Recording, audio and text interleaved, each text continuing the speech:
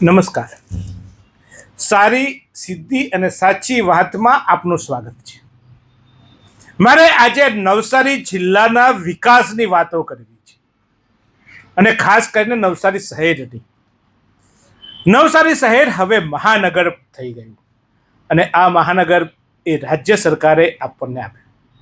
લગભગ સવા વર્ષ આ મહાનગરપાલિકા જાહેર થયાને થયું. ત્યારે આ મુદ્દે મારે કરવી છે સારી, સાચી અને સીધી વાત. નવસારીના વિકાસ માટે નવસારીને નગરપાલિકાના દરજ્જામાંથી મહાનગરપાલિકાના દરજ્જામાં લઈ જવામાં આવ્યું એ ખૂબ સારી બાબત છે. શહેરના કેટલાક મુદ્દાઓના જે અનિર્ણિત બાબતો હતી, જેમ કે ડિમોલિશન કરવાની સત્તા, શહેરમાં રસ્તાઓના ગ્રાન્ટોના પ્રશ્નો અને અનેક એવા પ્રશ્નો હતા કે જે નગરપાલિકામાં આવ્યા બાદ એને હલ કરવામાં કેટલીક મુશ્કેલીઓ ઊભી થતી હતી. કારણ કે ચીફ ઓફિસર અથવા તો નગરપાલિકાની એક મર્યાદા હોય છે. મહાનગરપાલિકા થતાં અહીંયા કમિશનર આવતા હોય છે અને કમિશનર આવ્યા બાદ આવા કેટલાક નિર્ણયો ફટાફટ લેવાઈ જતા હોય છે. ત્યારે સારી બાબત છે, મહાનગરપાલિકા બની અને મહાનગરપાલિકા બની એટલે વિકાસના કામો પણ શરૂ થયા. શહેરમાં ઠેર ઠેર જ્યાં જુઓ ત્યાં અત્યારે બસ વિકાસના કામો ચાલે છે. વિકાસ શબ્દનો સાઈડ પર મૂકી દઈશ, પણ કામો ચાલે છે. રસ્તાઓ તૂટી રહ્યા છે, બની રહ્યા છે. ગટરોના કામ થઈ રહ્યા છે, પાણીની લાઈનો નખાઈ રહી છે, ક્યાંક બાગ બગીચા બની રહ્યા છે, ક્યાંક લુન્સીકુઈ બની રહ્યું છે, તો ક્યાંક કોઈ તળાવો ઊંડા થઈ રહ્યા છે, બ્યુટિફિકેશન થઈ રહ્યું છે તળાવો. આમ શહેરમાં કામો ચાલી રહ્યા છે, સારી બાબત છે. આ કામોને વિકાસના નામ અપાય છે. ચાલો માની લઈએ વિકાસની બાબતો થશે, શહેરનો વિકાસ થઈ રહ્યો છે એવું માની લઈએ. આને હું સારી બાબત કહીશ. અને આ વિકાસને લઈને કેટલીક મુશ્કેલીઓ ઊભી થાય છે. તો આ મુદ્દે સાચી વાત એ કરીએ કે વિકાસ જ્યારે થતો હોય, આપણું ઘર રિનોવેશન થતું હોય અથવા તો ઘરમાં કંઈક કામકાજ કરતા હોઈએ આપણે, તો જરીક તકલીફો પડે. રસ્તા ખોદાતા હોય, ગટરો નખાતી હોય, ક્યાંક ડાયવર્ઝન આપવા પડે, ક્યાંક કામો ચાલતા હોય એટલે આપણને ટ્રાફિકમાં અવર જવરમાં મુશ્કેલી પડે, ક્યાંક જેસીબીના અવાજોથી આપણી ઊંઘ હરામ થઈ જાય, મશીનો ચાલતા હોય, ક્યાંક કોઈ કામોને લીધે આપણને ધૂળની ડબડીઓ ઉડતી હોય. આ બધી બાબતો આવે, લોકોને મુશ્કેલી પડે છે, સાચી વાત છે. આનાથી પારાવાર લોકો કંટાળી ગયા છે, એ પણ સાચી વાત છે. અને વિકાસ જ્યારે કરવો હોય તો કામો કરવા પડે. એ પછી તમારે રસ્તો બનાવવો હોય તો જૂનો રસ્તો તોડવો પડે, તમારે ગટર બનાવવી હોય તો ખાડા ખોદવા પડે, તમારે પાણીની લાઈન જો વ્યવસ્થિત આવે તે માટે તો પાઇપલાઇન નાખવી પડે. અને એ કામ તંત્ર કરી રહ્યું છે. આ દરમિયાન મુશ્કેલીઓ પડે એ સમજી શકાય એવી વાતો છે. અને કદાચ આ કામો ચાલે છે એટલે આ મુશ્કેલી પડે છે એવું તંત્ર જે કહે છે એ માની લઈએ. હવે તંત્રની જગ્યાએ નેતાઓ કહેશે. ચૂંટણી પ્રચારમાં પણ નેતાઓ કહેતા હતા કે અમારું કામ ચાલે છે, અમારા કામની ને લઈને હવે વિકાસ થશે, મહાનગરપાલિકા બની, આટલી મોટી ગ્રાન્ટ આવી, આટલા બધા રૂપિયા આવ્યા. એ સાચી વાત છે, ગ્રાન્ટ આવી છે અને ગ્રાન્ટને આધારિત કામો થાય છે. ક્યાંક એ ગ્રાન્ટના નામે તાગરધીનાએ થયા. હા ભાઈ હા, મને યાદ છે, તમે ફ્લાવર શોની વાત કરવાના છે, એવા તાગરધીના થયા છે. પણ એ પણ હકીકત છે, સાચી વાત છે કે એ બધું બિનજરૂરી કામો પણ થયા. પણ અત્યારે વિકાસના કામો ચાલે છે. શહેરમાં છાપરા રોડથી લઈને વેરાવળ સુધી, ગ્રીડથી લઈને એરુચા રસ્તા સુધી તમામ જગ્યાએ કામો ચાલે છે. અને એ કામોમાં કરોડો રૂપિયા વપરાઈ રહ્યા છે. કેટલીક જગ્યાએ કામો થયેલા કામો પાછા થાય છે. હા ભાઈ, વર્ષ પહેલા ફૂટપાથ નાખવામાં આવી, તોડીને પાછી બને છે.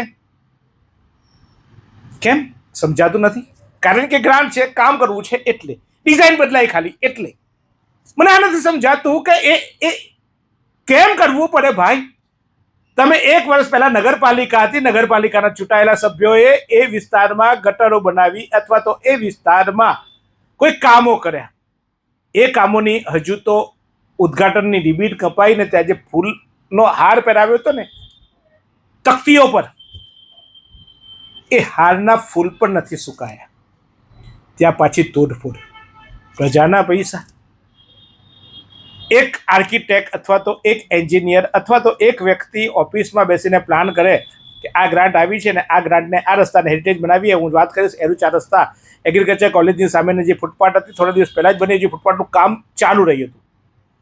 આખી ફૂટપાથ તોડી દેવામાં આવીને ત્યાં કંઈ હેરિટેજ ફૂટપાથ બનાવવાના નામે આખી તોડફોડ થઈ. કરોડો રૂપિયા પહેલાં ખર્ચાયા, કરોડો રૂપિયા પાછા ખર્ચાયા. ડિઝાઇન બનાવતે કદાચ એ જ ફૂટપાથને કદાચ અપડેટ કરી શકાતે, પણ આખી ફૂટપાથ તોડી દેવાઈ, નીચે આખું તોડી દેવામાં આવીને પાછું. ખબર નથી આ કેવો વિકાસ. અને એ વિકાસમાં પ્રજાના પૈસા, તમારા મારા પૈસા જાય છે ભાઈ. કંઈ કોઈને પડી નથી, કોઈ બોલનાર નથી, કોઈ અવાજ નથી ઉઠાવતો કે ભાઈ રંગ વિહાર જેવું રંગ વિહાર બનાવ્યું કરોડો રૂપિયામાં, એક દિવસ એ રંગ વિહારનો ઉપયોગ નથી થયો, 1 રૂપિયાની આવક નથી થઈ, અને એ રંગ વિહારને તોડી નાખવામાં આવે. કોઈ બોલનાર નથી. ડાન્સિંગ ફુવારો એકવાર બન્યો, કરોડો રૂપિયા ખર્ચાયા, ફરીવાર એ ડાન્સિંગ ફુવારો બન્યો અને બંધ થઈ ગયો. કોઈ બોલનાર નથી. કેટલાય એવા કામો થયા કે જે કામોને લઈને કરોડો રૂપિયા ખર્ચાયા. શહેરમાં ઠેર ઠેર સ્વચ્છ અભિયાન એટલે સ્વચ્છતા અભિયાન, સ્વચ્છતા સર્વેક્ષણ એવું નામ આપે છે આ લોકો. સાનું સર્વેક્ષણ એ ખબર નહીં, દિવાલ પર કલર મારીને. પણ એક કલર માર્યો, 4 મહિના થયા, પાછો બીજો કલર લાગ્યો, પાછો એક કલર ઉખડી ગયો, પાછો ત્રીજો કલર લાગ્યો. શહેરમાં કલરના નામે, દિવાલ પર સ્વચ્છતાના નામે કલર કરવાના, એ નવા ચિત્રો બનાવવાના. 4 મહિનામાં એ કે 3 મહિનામાં એ ચિત્રોને બદલાઈ નવા ચિત્રો આવી જાય. કઈ સ્વચ્છતા? હા, સફાઈ થઈ છે એ તિજોરીની, તમારા ને મારા પૈસાની સફાઈ થઈ. કારણ કે કરોડો રૂપિયા આ સ્વચ્છતા સર્વેક્ષણના નામે શહેરમાં કલર કામને ખર્ચવામાં આવે. તમને મને સમજાય છે? શું આ સ્વચ્છતા દિવાલ પર એક સારો કલર કરવાથી તમને સ્વચ્છતા કરવાની પ્રેરણા મળવાની છે? મને તો નથી સમજાતું ભાઈ. તમને સમજાય છે? અને મારો મુખ્ય મુદ્દો અત્યારે જે એ છે, અને એ મુદ્દે મારે કરવી છે સીધી વાત કે ચાલો વિકાસના કામો થાય છે તો કામો થાય ત્યારે ખોદકામ કરવું પડે, તોડકામ કરવું પડે. પણ એ તોડકામ અને એ કામ, વિકાસનું કામ ની કોઈ સમય મર્યાદા ના હોય. નવસારીના વિજલપુરનો ઓવરબ્રિજ બની રહ્યો છે. વારંવાર નેતાઓએ બગના ફૂક્યા. નવસારીના સાંસદ અને અત્યારે કેન્દ્રીય જળશક્તિ મંત્રી એવા CR પાટીલે ઉદ્ઘાટન કર્યા એક જ દિવસમાં, એટલે એક જ સમય મર્યાદામાં નવસારીના રેલવે સ્ટેશન પાસે આવેલા ઓવરબ્રિજનો પણ લોકાર્પણ એટલે કે ખાતમુહૂર્ત કર્યું હતું. અને થોડા દિવસમાં વિજલપુર ખાતે આવેલા ઓવરબ્રિજનું પણ ખાતમુહૂર્ત કરવામાં આવ્યું. આજે નવસારીનો ઓવરબ્રિજ શરૂ થયો ને વર્ષ થઈ ગયો આવ્યું. ગયા ચોમાસામાં આ ઓવરબ્રિજ શરૂ થઈ ગયો તો વિજલપુરના ઓવરબ્રિજના હજુ ઠેકાણા નથી. કેમ સમય મર્યાદામાં કામ પૂરું નથી થતું? કામ શરૂ કરો છો તો સારી સમય મર્યાદા નક્કી કરો, આયોજન કરો, ને આયોજન પ્રમાણે કામ પૂર્ણ થાય. માની શકાય ચાલો 1 મહિનો 2 મહિના આગા પાછા થાય. નવસારીના તત્કાલીન કમિશનર નિયુક્ત થયા પછી આ મુદ્દે અવાજ ઉઠાવ્યો, એમને સ્થળ નિરીક્ષણ કર્યું અને કીધું કે એપ્રિલ 31 તારીખે આ બ્રિજનું કામ પૂર્ણ થશે. દેવ ચૌધરીએ આ કીધું હતું.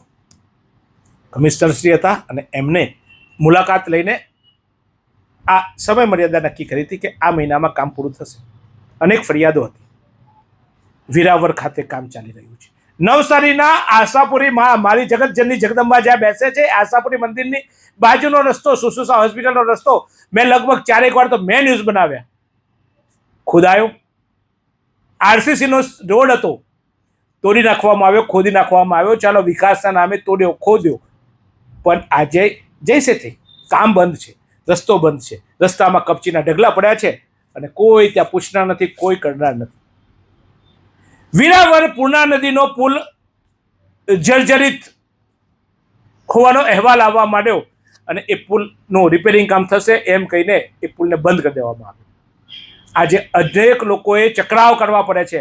એસટી બસમાં જતા મુસાફરો, સુરત જતા મુસાફરો અટવાઈ રહ્યા છે, પણ એ પુલનું કામ હજી ત્યાં એક ખીડલી નથી લાગી. જર્જરિત પુલ છે, રિપેરિંગ કરવો જોઈએ તો કરવા માટે કોણ એને રોકે છે? પણ સમય મર્યાદામાં કામ પૂર્ણ નહીં થવાને કારણે પ્રજાને પડી રહી છે હાલાકી. ત્યારે નવસારીમાં નવા કમિશનર આવ્યા, જયેશ ઉપાધ્યાયજી, અને નવસારીમાં નવા કલેક્ટર આવ્યા, મનીષભાઈ કુરવાની.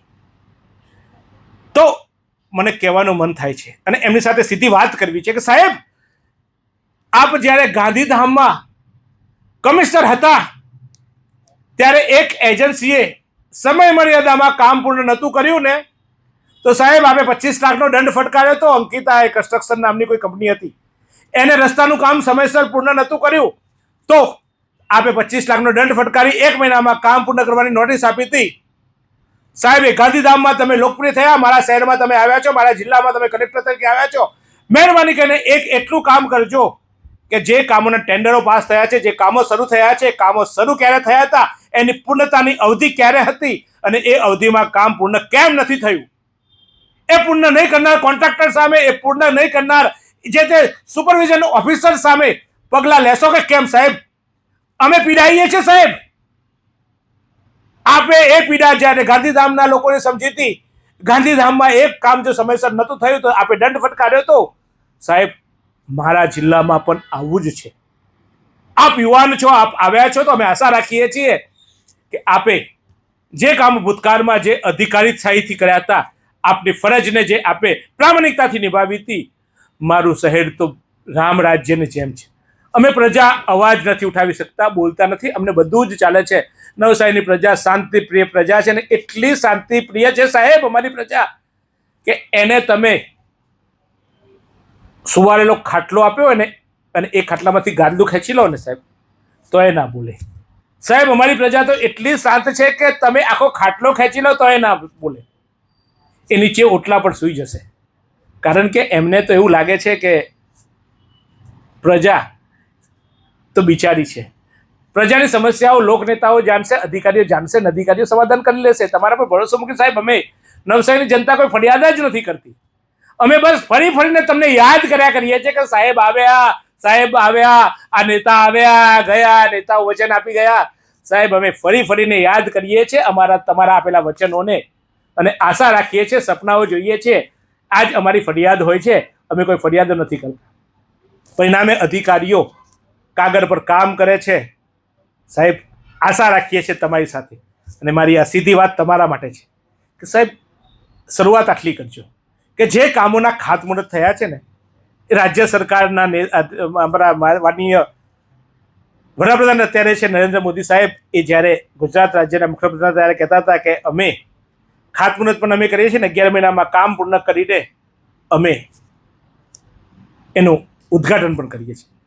સાહેબ, મારા ઓવરબ્રિજો, સાહેબ મારા રસ્તાઓ, સાહેબ આ ગ્રીડનો રસ્તો જુઓ, તમારી કચેરીથી જરાક આગળ તમે એ જ રસ્તે શહેરમાં પ્રવેશ્યા હશો સાહેબ, જ્યારે તમે નવસારીમાં આવ્યા ત્યારે. સાહેબ, કામ અધૂરું, કોઈને કોઈ પૂછનાર નહીં.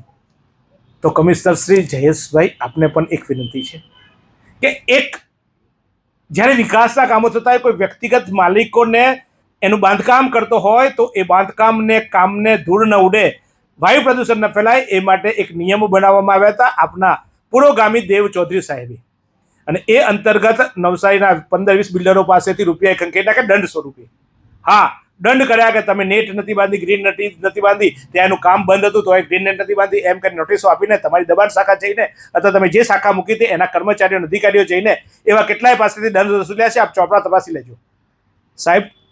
તમારા જ ટેન્ડર પાસ કરેલા કોન્ટ્રાક્ટરો વિરાવર ખાતે ખુલ્લેઆમ કામ કરી રહ્યા છે, કોઈ સેફટીના સાધનો નથી સાહેબ.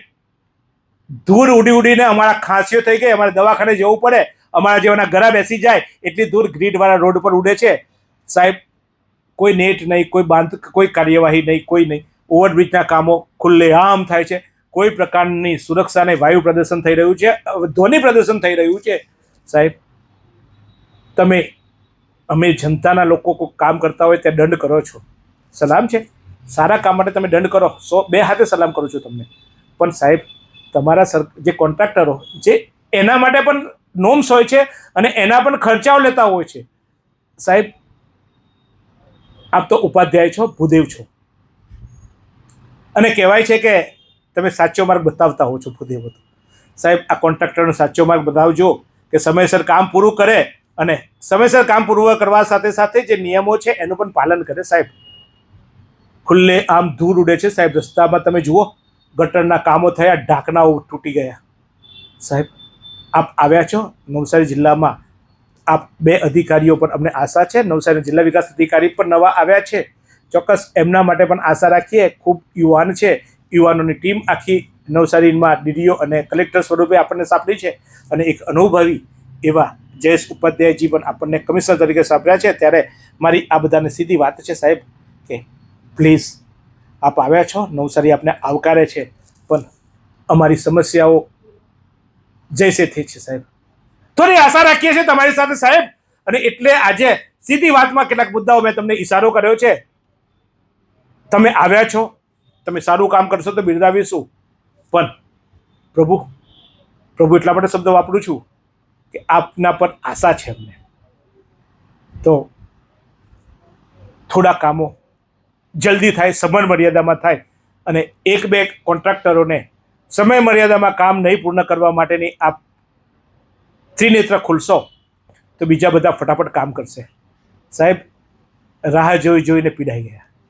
અમે બિરબલની ખીચડી તમે પકાવવા મૂકી હતી વિકાસના નામની, એ પાકી ગઈ છે સાહેબ. હવે એ ખીચડીની રાહ જોઈને અમારા પેટના ખાડા પૂરા થઈ ગયા અને અમે તડપડીને ભૂખે મરી જવાના સાહેબ, વિકાસના નામે. સાહેબ, 5 વર્ષ સુધી ઓવરબ્રિજ ન બને, ગ્રીડનો રસ્તો કેટલા દિવસથી અધૂરો.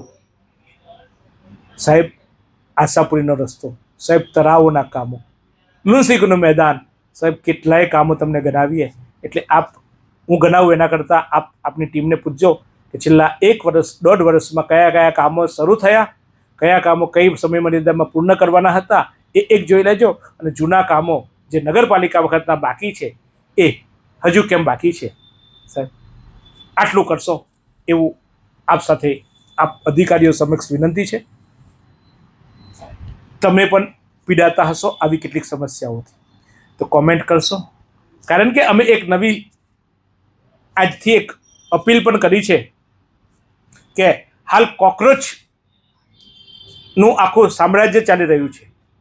કોકરોચ શબ્દને લઈને કોકરોચ જનતા પાર્ટી નામે એક સોશિયલ મીડિયામાં મૂવમેન્ટ ચાલી રહી છે. તો નવસારીના આવા જ પ્રશ્નો તમને પણ સતાવતા હશે.